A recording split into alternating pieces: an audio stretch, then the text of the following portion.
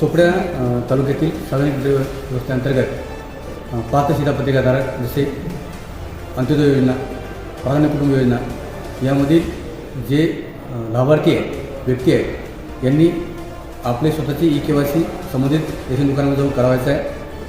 चोपडा तालुक्यात एकूण 2,18,805 व्यक्तींना आपण पूर्व विभागाच्या योजनेचा लाभ देतो. त्यापैकी आज अखेर केवळ 1,29,727 या व्यक्तींनीच रेशन दुकानात जाऊन आपली KYC करून घेतलेली आहे. बरेच व्यक्ती या स्थलांतरित आहेत, नोकरी, व्यवसाय, व्यापारानिमित्त बाहेरगावी आहे किंवा काही ठिकाणी शिधापत्रिकेदारातील जे मुली आहे त्यांचं विवाह त्या बाहेरगावी गेले आहेत. ते वगळून इतर जे उर्वरित लाभार्थी आहेत त्यांनी आपल्या नजीकच्या केंद्रामध्ये जाऊन आपण स्वतः KYC करून घ्यावी.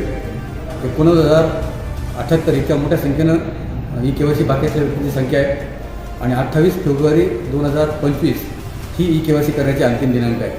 भविष्यामध्ये आपण KYC न केल्यास आपल्याला अन्नधान्य पुरवठा किंवा अन्नाचा शिधा अशा काही वस्तू शासनाकडून वितरित होतील त्यावेळी ते आपल्याला मिळणार नाही. आपल्याला शासनाच्या योजनापासून वंचित राहावं लागेल.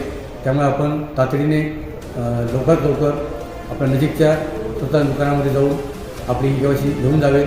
सोबत फक्त आपण आधार कार्ड असावेत आणि रेशन कार्ड देखील आपले असावेत जेणेकरून KYC करणे सुलभ होईल. आपणास मी आवाहन करतो की आपण आमच्या आव्हानाला साथ द्यावी.